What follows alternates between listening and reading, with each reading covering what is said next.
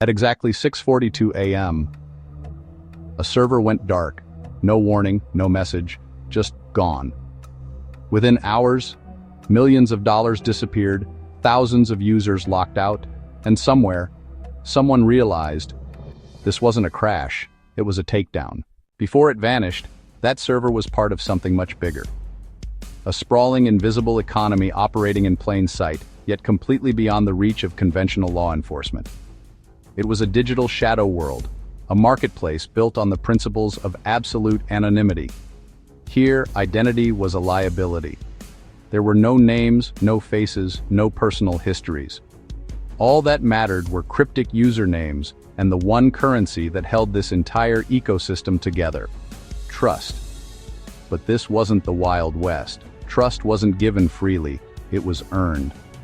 A sophisticated reputation system, built on user reviews, ratings, and escrow services, created a fragile order in the chaos. Every transaction was a leap of faith between strangers, mediated by code. This wasn't just a website. It was a meticulously designed system, an intricate machine for commerce on the edge of society.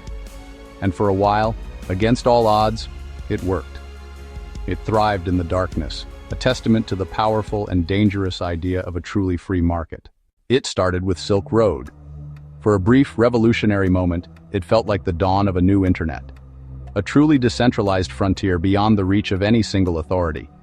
It was the first major proof that anonymous markets could exist. A place where cryptography and currency converged to create a space free from oversight. The technology itself seemed flawless, a fortress of code. But it didn't collapse because of the system.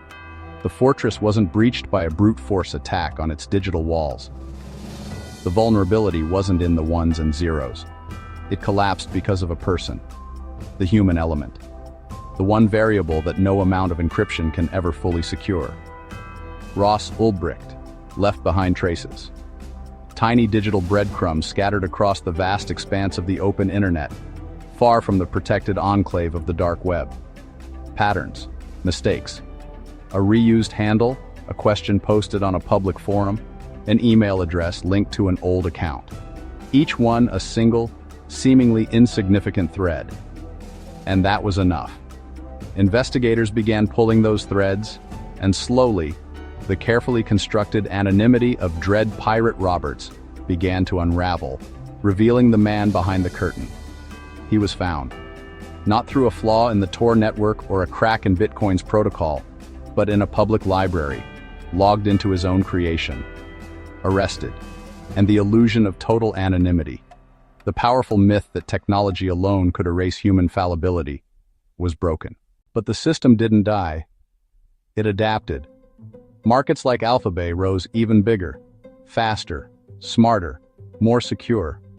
It looked like the dark web had learned, but so had the people trying to shut it down. When AlphaBay was taken down, users ran, straight into Hansa Market.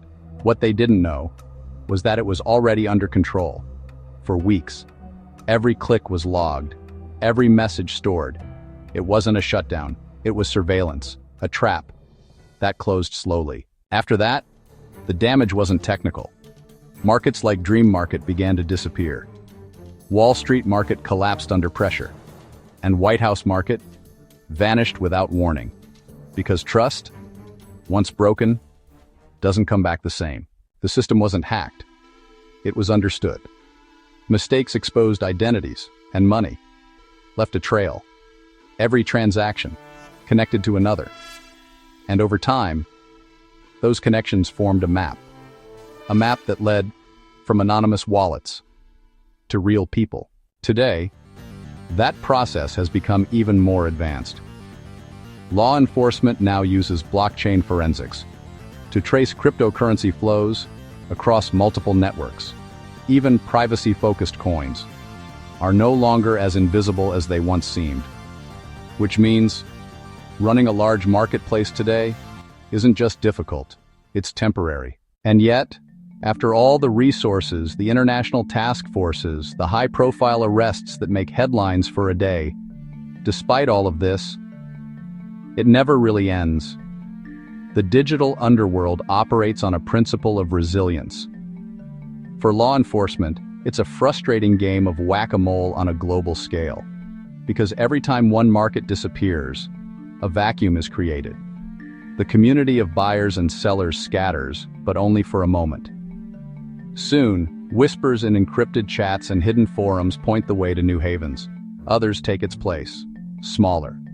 They learn from the mistakes of their predecessors, avoiding the ambition that makes a market a prime target. Quieter.